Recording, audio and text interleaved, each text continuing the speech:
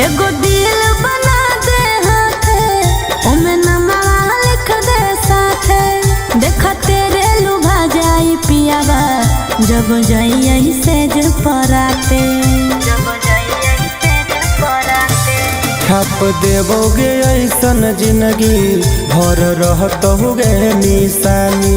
अब धीरे धीरे गोदबो नहीं होतोगे परेशानी।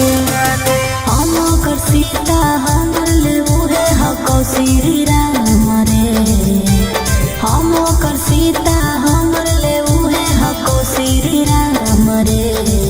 अरे गोदे ना गोदना हमर पिया के नाम रे। तेरे गोद देना गोदना हमर पिया के नाम रे।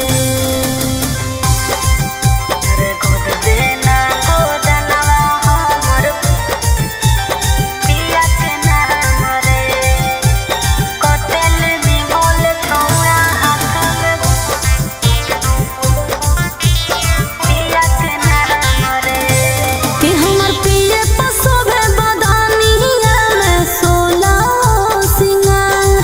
जितना हम मानिए उनका उतने हमरो करे प्यार।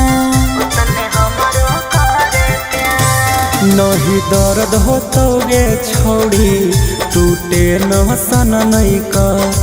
यदि पियावा से अपन तू कहरत हो मी प्यार। सौरभ शुभम सारा